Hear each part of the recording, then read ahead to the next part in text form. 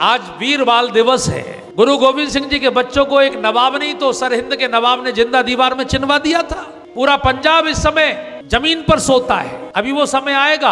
आज के दिन उनकी गिरफ्तारी हुई थी और 3-4 दिन तक लगातार उनको ठंडे बुर्ज में बिना कपड़ा ओढ़ने को दिए इतनी 0 डिग्री टेम्परेचर में रखा गया था। 14 की रात को तब उनको सजा दी गई जिंदा दीवार में चुनने की। इसलिए ये जो एक सप्ताह है ये पंजाब में, इसमें लोग शोक में जमीन पर सोते हैं। कैसे बच्चे होंगे वो ध्यान रखिए। अयोध्या से ही संबंध है उन बच्चों का, क्योंकि भगवान राम के छोटे पुत्र लव ने लाहौर बसाया था और गुरु गोविंद सिंह जी ये उसी रघुवंशी क्षत्रियों की परंपरा के वंशज हैं। ये पंजाब में 2 सरदारों में वंश हैं, सोढ़ी और बेदी।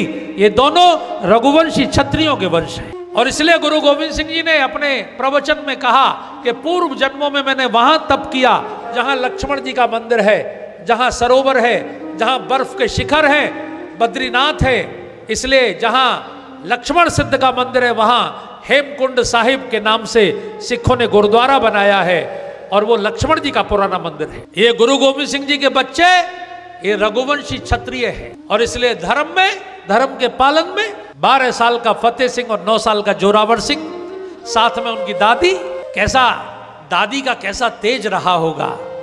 और कोई दादी होती तो अपने बच्चों को बचाने को कहती बेटा बदल लो धर्म, लेकिन वो दादी, वो 3 पीढ़ियां गुरु गोविंद सिंह जी की, गुरु तेग बहादुर, गुरु गोविंद सिंह जी और उनके 4 पुत्र, 3 पीढ़ियां धर्म के लिए बलिदान हुई। जिस समय वो दीवार में चुने जाने का आदेश हुआ, दादी को सामने बिठा, देखिए कितने जालिम लोग थे। दादी को सामने बिठा दिया कि दादी की आंखों के सामने उसके पौत्रों को जब जिंदा चिना जाएगा दीवार में तो दादी चीख चीख के कहेगी नहीं बच्चों धर्म बदल लो। लेकिन दादी की आंखों में इतना तेज था कि जब दोनों की आंखें मिलती थी, बच्चों की और दादी की, तो दीवार गिर जाती थी। तो पहले दादी को मारा और दादी को मारने के बाद फिर वो दीवार उठनी शुरू हुई। तो फतेह सिंह थोड़ा ऊंचा था और जोरावर सिंह थोड़ा नीचा था, क्योंकि वो 9 साल का था। फतेह सिंह की आंखों से टप टप टप टप आंसू बहने लगे, हिचकियां बंद गईं। जोरावर सिंह ने फतेह सिंह की ओर देखा, ए भैया रोते हो, तुम शेर के बच्चे हो।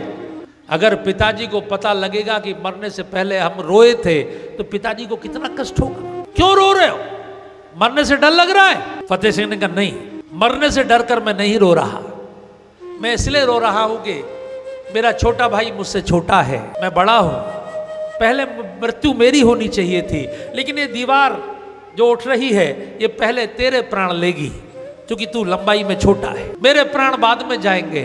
मुझे इस बात का गम है कि मैं बाद में बलिदान होऊंगा, पहले छोटा बलिदान होगा, पहले मुझे बलिदान होना चाहिए था। इस बात के लिए मेरी आंखों में आंसू है।